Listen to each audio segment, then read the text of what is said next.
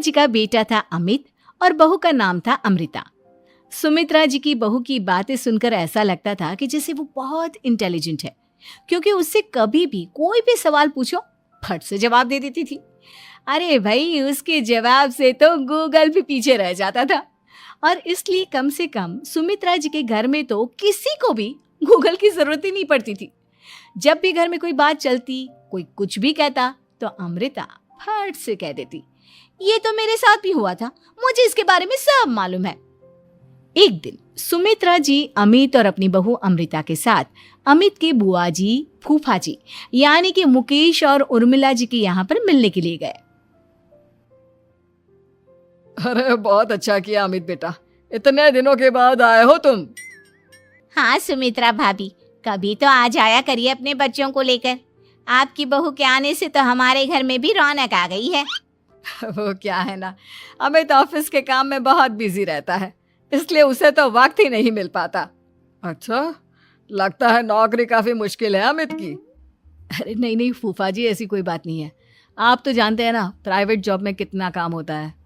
अरे कोई समझे ना समझे, मुझे तो पता है प्राइवेट नौकरी में इतना काम करना पड़ता है कि इंसान की आफत आ जाती है।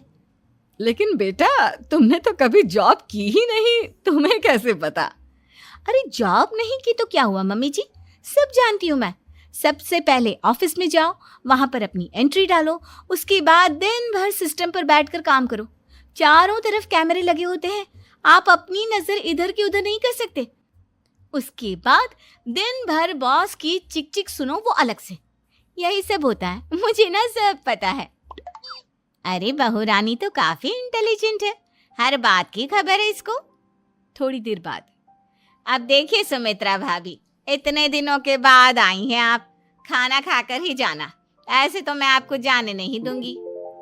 वैसे बुआ जी, खाने में क्या बनाया है?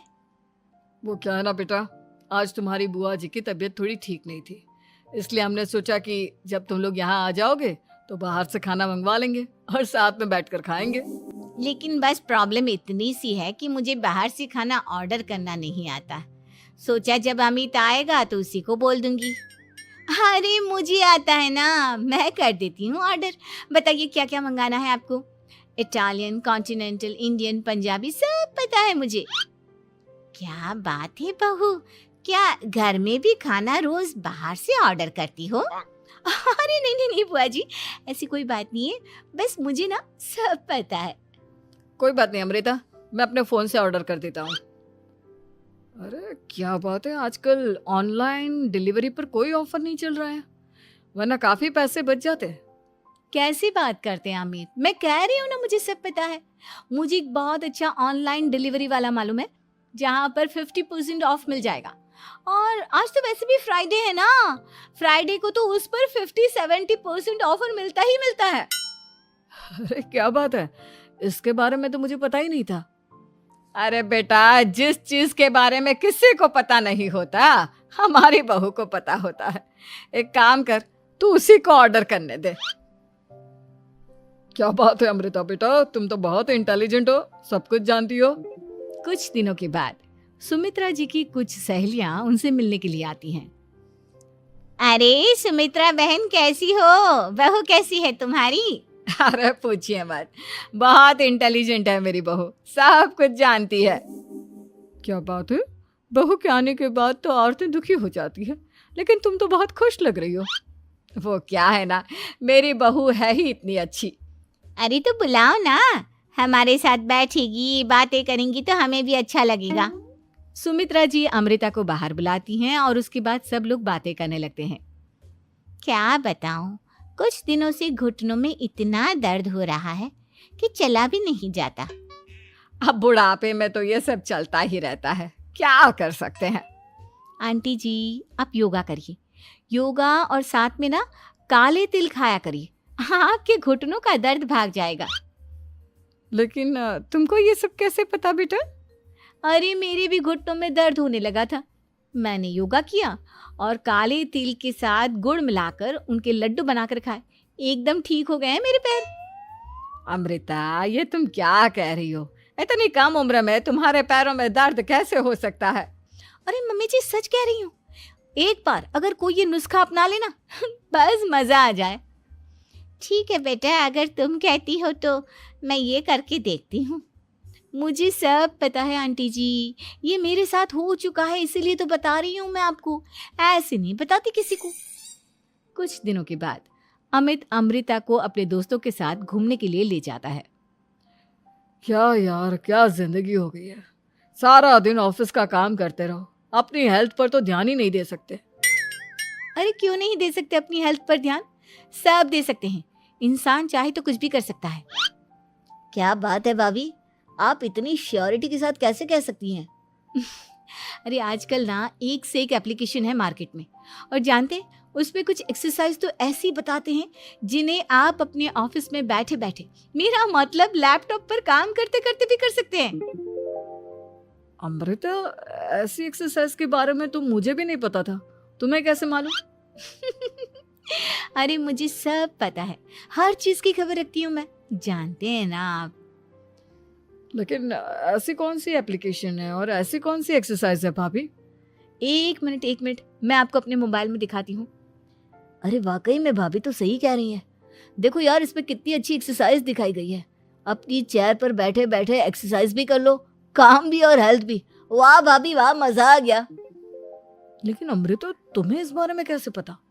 अब मेरे साथ जो चीज हो चुकी है उसके बारे में तो मुझे पता होगा ही ना अमित। मतलब तुम कब ऑफिस में काम करने गई जो तुमने ऑफिस करते करते एक्सरसाइज की? मैं जो किचन में काम करती हूँ अमित, घर के काम, वो किसी ऑफिस के काम से काम है क्या? बस मैं भी वो सब करते करते इनमें से कुछ एक्सरसाइज ट्राई कर लेती हूँ, इसीलिए मुझे सब पता है। सही है यार, तुम तो बहुत इंटेलिजेंट हो। कुछ दिनों के बाद, ये क्या है, एक दोस्त ने मेरे साथ एक मजाक किया है लेकिन समझ में ही नहीं आ रहा। अरे बेटा, तो अमृता से पूछ लेना, उसके पास कोई ना कोई जवाब जरूर होगा। ठीक कहती है मम्मी जी, मैं सब जानती हूँ। लेकिन अमृता, ये थोड़ा मुश्किल है, सोच लो। मेरे लिए कुछ भी मुश्किल नहीं, दुनिया की कोई भी पहेली हो मैं चुटकी में सॉल्व कर लेती हूँ। अच्छा ठीक है, देखो मेरे दोस्त ने मुझे एक खाली पेपर दिया है और कहा है कि इस पर उसने मेरे लिए कुछ मैसेज लिखा है। अब एक बात बताओ यार, खाली पेपर पर, आई मीन जिस पर कुछ भी नहीं लिखा हुआ, उसे मैं कैसे पढ़कर बताऊं? अरे बस इतनी सी बात, इसे तो मैं चुटकियों में सॉल्व कर दूंगी अमित। लेकिन कैसे बहू, इस पेपर पर तो वाकई में कुछ नहीं लिखा हुआ, एकदम खाली पेपर है, कैसे, क्या पढ़ोगी तुम? अमित, एक छोटा सा काम करो, जल्दी से एक मोमबत्ती लेकर आओ। अरे बहू, पेपर में आग लगाने का इरादा है क्या? नहीं मम्मी जी, इस पेपर पर अमित के दोस्त का लिखा हुआ मैसेज पढ़ने का इरादा है। अमित कैंडल लेकर आता है।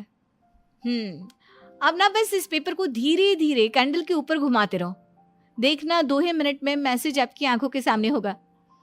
अच्छा ठीक है, मैं ऐसा करके देखता हूँ। 2 मिनट के बाद, अरे वाकई में इस पर तो अक्षर बनने लगे, लेकिन ये हुआ कैसे?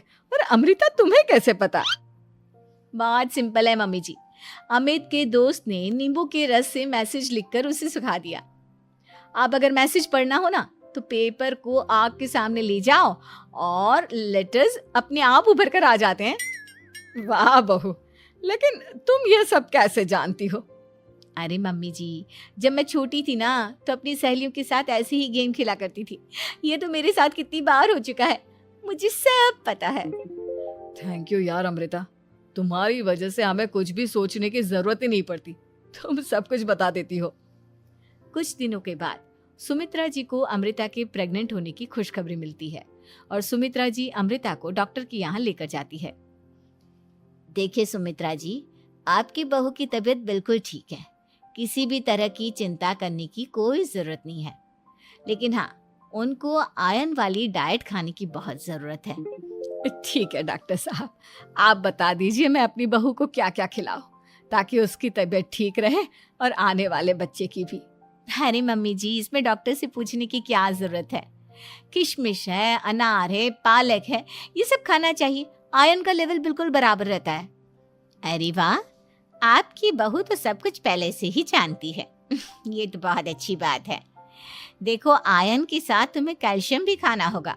जानती हूँ मैं, अगर आयरन की खाली सप्लीमेंट लेते हैं और कैल्शियम नहीं लेते तो बॉडी उसे अच्छे से एब्जॉर्ब नहीं कर पाती। सब पता है मुझे। बहू ये भी मालूम है? हाँ मम्मी जी, आप तो जानती है ना, मुझे सब पता है।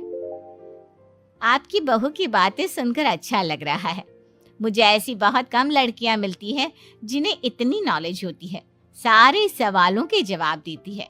और हमारे इंडिया में तो वैसे भी हालात बहुत खराब है। बिल्कुल ठीक कह रहे हैं आप डॉक्टर साहब, लेकिन मैं उन लड़कियों की तरह नहीं हूँ। बहुत ख्याल रखती हूँ मैं हर चीज़ का। और जानती हैं आप, हमारे घर में तो किसी को किसी चीज़ के बारे में गूगल करने की ज़रूरत ही नहीं पड़ती। बिल्कुल ठीक कह रही है अमृता। अरे कुछ भी पूछ लो, इसे सब पता होता है। अरे वाह, तुम तो बड़ी कमाल की लड़की हो। चलो, ये तो बहुत अच्छी बात है, लेकिन फिर भी डॉक्टर की सलाह पर पूरा ध्यान देना चाहिए। वैसे क्या चाहिए तुम्हें, बेटा या बेटी? अरे डॉक्टर साहब, कुछ भी हो जाए, बस बच्चा अच्छे से हो जाना चाहिए। मुझे तो दोनों में से किसी से कोई भी परेशानी नहीं। और सुमित्रा जी, आप? डॉक्टर मैडम, मुझे तो लड़के और लड़की में कभी भेद करने की आदत ही नहीं है। पोता आए या पोती, मेरे लिए तो दोनों एक बराबर है। सुनकर अच्छा लगा। वैसे आप जानती हैं, हमारे यहाँ पर तो लोगों को बड़ी बेचैनी रहती है ये जानने की कि पेट में लड़का है या लड़की, लेकिन विदेशों में ऐसा नहीं होता। हाँ, वहाँ पर तो सब कुछ पहले से ही बता देते हैं ना। ये भी कोई बात हुई भला? लेकिन तुम्हें कैसे पता कि वहां पर सब कुछ पहले ही बता देते हैं? अच्छा, हाँ, तुम तो सब कुछ पहले से ही जानती हो ना। तुम्हारे साथ तो सब कुछ पहले से ही हो चुका होता है।